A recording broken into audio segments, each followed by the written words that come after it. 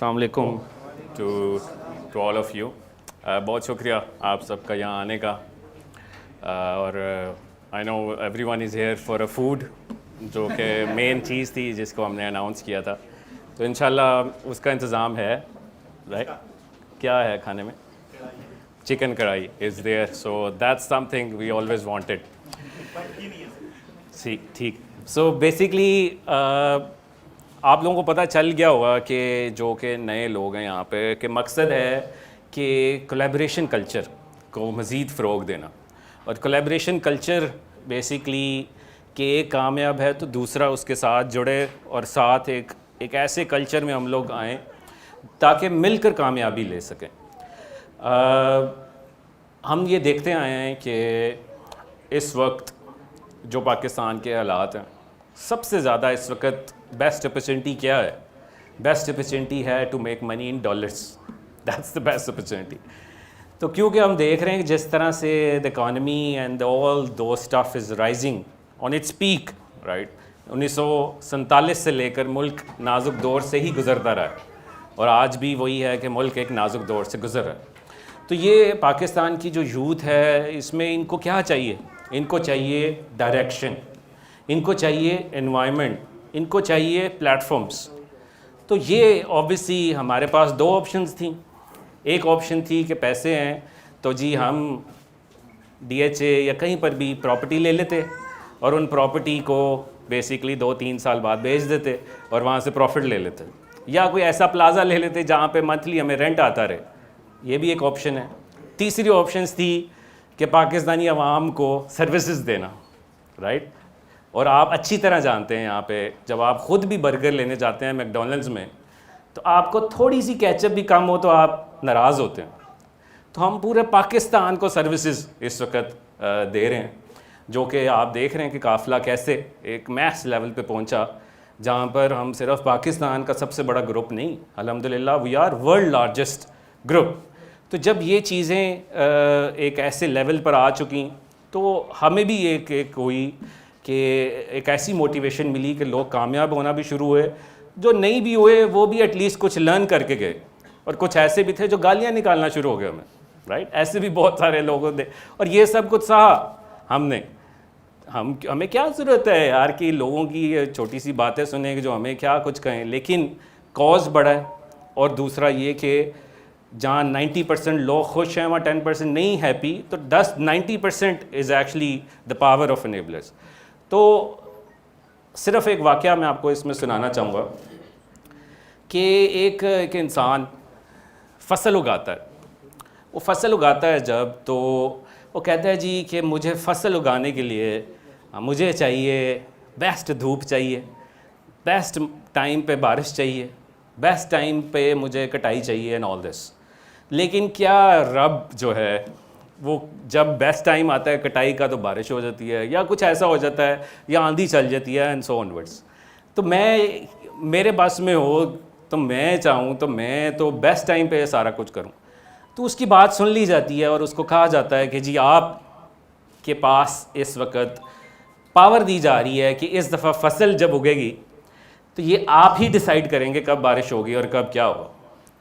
तो उसको डिसाइड करने दिया जाता है। वो कहता है ठीक है, अब देखना मैं पाकिस्तान क्या पूरी दुनिया में सबसे बेस्ट फसल उगा के दिखाऊंगा, क्योंकि मेरे अंदर पावर है। और वो क्या करता है कि जब फसल उग रही होती है, तो जब धूप देनी जो होती है उसको बेस्ट धूप का टाइम दिया जाता है। जब बारिश उगानी होती है तो कहता है जी बारिश आ जाए। जब हवा चलानी होती है तो वो ऑर्डर देता है हवा चले। तो उसमें वो फसल उगाने में कोई कसर नहीं छोड़ता कि 100% हर चीज़ उसको मिले, कि A to Z ऐसी चीज़ मिले कि बेस्ट फसल उग सके, ऐसा इन्वायरमेंट जो है उसके लिए क्रिएट कर सके। जब फसल कटती है आखिर में, तो फिर लोग उस फसल को यूज़ करते हैं और खाते हैं। जब खाते हैं तो उसका टेस्ट ही नहीं आता। वो कहता है यार ये क्या है, मैंने तो इसको बेस्ट धूप दी, मैंने तो इसको बेस्ट हवा दी, मैंने तो इसको बेस्ट इन्वायरमेंट दे दिया, ये फिर भी लोगों को पसंद नहीं आई।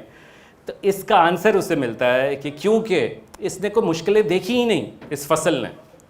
तो ऐसी फसल का कोई फ़ायदा नहीं है जो कि जिसको ये नहीं पता कि मुश्किल में मैंने खड़े रहना है, धूप नहीं लगी तो उसका कैसा मुकाबला करना है। अगर मुझे XYZ चीज़ नहीं टाइम पे मिली तो मैंने उसका कैसा मुकाबला करूँ। तो हमेशा फसल और कामयाबी उसी को मिलती है जो मुश्किलों का मुकाबला करता है। अगर आप भी कहें जी कि कोई मुश्किलें नहीं आएंगी, सब कुछ ठीक रहेगा, तो ये झूठ है और ये कोई कामयाबी भी नहीं है। कामयाबी उसी को मिलती है जो कि मुश्किलों का मुकाबला कर कर आगे आता है। ये होपफुली ये दिन आपको शायद याद रहे, आज से 10 साल बाद कहें कि this may be the right opportunity for me, और मे बी कुछ माह बाद कहें कि this may not be the right opportunity for me. तो एक विजन सेट कीजिए कि आज से 5 साल बाद मैं कहूँगा, 4 साल डिग्रियाँ भी की हैं।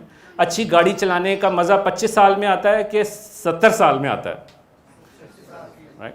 तो अगर आप 25 के हैं, 30 के हैं, 35 के हैं, ये 40 के भी हैं, राइट, या 45 के भी हैं, तो 47 के भी हैं सही। तो मकसद यह है कि ऑब्वियसली चीज़ों में हम नहीं कहते चीज़ें होंगी तो खुशी है, पैसा है तो खुशी है। एक सेटिस्फेक्शन लेवल भी बड़ा इंपॉर्टेंट है कि मैंने अपनी ज़िंदगी में ट्राई की, मैंने अपनी ज़िंदगी में कुछ करने की सोची, और मैंने अपनी ज़िंदगी में लोगों को साथ लेने की कोशिश भी की।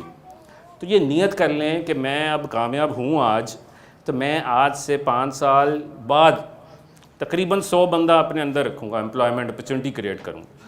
अब यहाँ इस वर्क में क्या ऐसी चीज़ है जो बाकी वर्क्स में नहीं है? इस वर्क में ऊपर वाले फ्लोर पे स्टार्टअप कल्चर है। अब यहाँ एक स्टैंडर्ड वर्क होगा जो कि आप ऐसे इंडिविजुअली काम करें। इसके बाद जब आप एजेंसीज़ बनाएंगे, जब आप एक टीम की सूरत बन जाएगी, तो आप ऊपर वाले फ्लोर पे मूव हो जाएंगे जहाँ सोफे भी लगे, राइट? तो ये कि एक एग्जेक्टिव एनवायरनमेंट आपको मिलेगा, और वो एजेंसीज़ कल्चर है, एक स्टार्टअप कल्चर है, और फिर वहाँ से एक्सपेंड हो के आगे जाएंगे।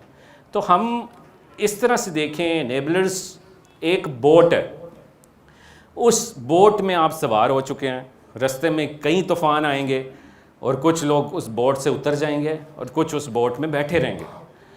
लेकिन एनेबलर्स का काम है आपको उस बोट में एक ऐसा प्लेटफॉर्म दे ही रखना कि उसमें आप उसको जितना यूटिलाइज़ कर लें वो आपके लिए काम हो, क्योंकि इतना बड़ा नेटवर्क मौजूद है और इतने ज़्यादा लोग मौजूद हैं कि कहीं ना कहीं तो इंसान एक्टिव होकर जुड़ सकता है लोगों के साथ।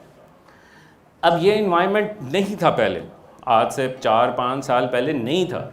तो अब जब क्रिएट हो चुका है तो साथ साथ डिग्रीज़ तो कर ही रहे हैं, लेकिन एक ऐसे कल्चर में भी आपको साथ रहना होगा। जितना भी मैं आपको एक और एग्जांपल दूं, एक इंसान मज़दूर होता है, एक मज़दूर होता है, वो क्या करता है कि उसको 500 रुपये मज़दूरी मिलती है एक दिन की। 500 रुपया लेकर वो घर नहीं जाता, 500, क्योंकि उसके बच्चे और घर वालों को पैसों की ज़रूरत होती है कि यार खाना मिलेगा एंड ऑल दिस, तो वो 500 रुपया लेके 5 स्टार होटल में चला जाता है।